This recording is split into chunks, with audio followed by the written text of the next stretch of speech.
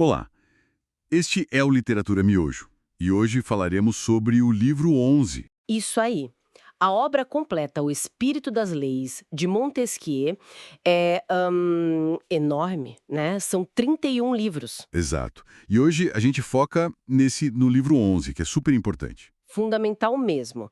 É nele que Montesquieu vai, assim, fundo na questão da liberdade política, né? E que tipo de governo garante essa liberdade? Bom, então o ponto de partida, o que mais salta aos olhos sobre o livro 11 é essa busca pela liberdade política. É o centro de tudo ali. E ele começa definindo, né? Liberdade para ele não é tipo fazer o que der na telha. Não. E o que seria, então? Fiquei curioso. Olha, para Montesquieu, liberdade é poder fazer o que se deve querer e não ser forçado a fazer o que não se deve querer. Basicamente, é o direito de fazer tudo o que as leis permitem. Ah, entendi. Então a liberdade existe dentro de um limite legal, digamos assim. Justamente, se todo mundo pudesse fazer o que a lei proíbe, aí, bom, não seria liberdade, seria o caos, né? A lei protege a liberdade de todos. Faz sentido. É. Como ele propõe garantir isso na prática? Qual o mecanismo? Aí quem entra a ideia mais famosa dele, né? Que está no coração do livro 11. A separação dos poderes. Aham, legislativo, executivo e judiciário. Isso.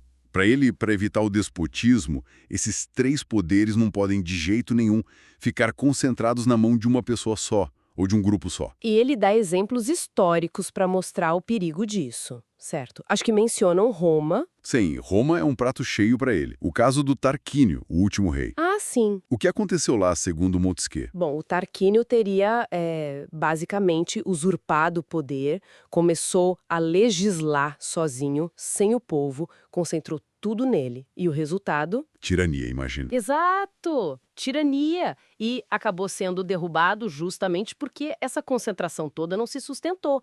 O povo queria de volta ao poder de legislar. É um bom exemplo do perigo. E tem outra coisa que chamou a atenção: o risco específico de quem governa ser também quem julga. Nossa, isso para Montesquieu era, assim, a receita do desastre. Ele cita imperadores romanos como Cláudio. Cláudio, o que ele fez? O Cláudio começou a julgar muitos casos pessoalmente. E, segundo Montesquieu, isso abriu a porta para rapina, para decisões parciais, injustas. Até o Nero, veja só, teria tentado evitar ser juiz para não parecer tão poderoso. Interessante. E não ficou só na antiguidade, né? Teve um caso na França também com o Luís XIII. Isso, bem lembrado. O Luís XIII que julgara um nobre, o Duque de Lavalette, e aí o presidente do parlamento da época, um tal de Bellièvre, teria dito para o rei: olha, majestade, cuidado. Cuidado por quê? Porque um rei que condena diretamente perde aquela imagem de quem perdoa, de quem dá a graça, sabe? Fica associado só à punição. E além disso, como garantir que o julgamento vai ser justo se quem manda é quem julga? Claro, mistura tudo. Corrompe a justiça e a imagem do governante. Exatamente. Se quem acusa, julga e pune é o mesmo, não tem defesa, né? Tá, entendi os perigos. Mas ele só aponta problema ou ele mostra alguma solução, algum controle? Ele busca exemplos de controle, sim. Atenas com Solon é um caso que ele acha interessante.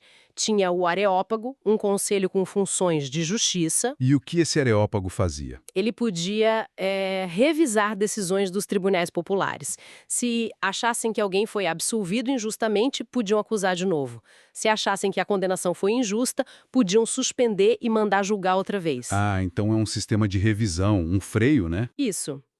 Um exemplo claro do que a gente chama hoje de freios e contrapesos. Um poder controlando o outro, para evitar abuso. Essa é a ideia.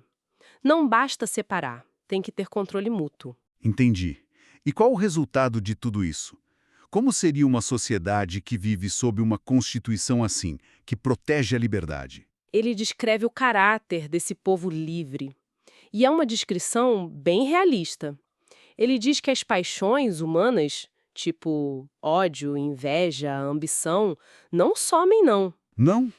Pensei que a ideia era um governo mais tranquilo. Pelo contrário. Num lugar livre, essas paixões aparecem abertamente.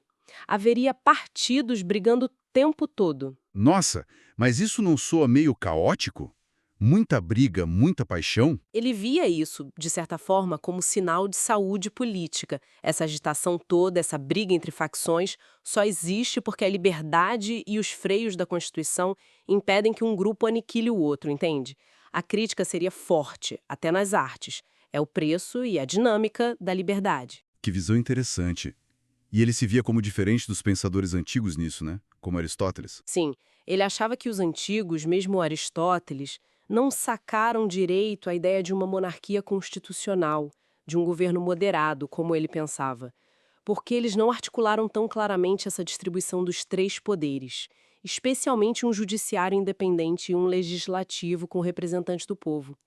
Então, para resumir, o grande legado do livro 11 é essa arquitetura. Separar e equilibrar legislativo, executivo e judiciário para garantir a liberdade. Exatamente. É a fórmula dele. E claro, isso influenciou demais as constituições modernas pelo mundo todo. A ideia de que o poder precisa limitar o poder continua super atual. Uma análise fascinante do livro 11. Realmente dá o que pensar sobre como esses princípios se aplicam hoje, né? Com tantas novas formas de poder surgindo. Pois é. Será que esses frios ainda funcionam da mesma forma? Fica a reflexão. Esse foi o Literatura Miojo. Rápido, mas com gosto de quero mais. Todos os dias, às 10 horas, uma obra nova. Curtiu? Então procure a obra original e experimente a leitura completa. A literatura te espera sem pressa, mas com prazer.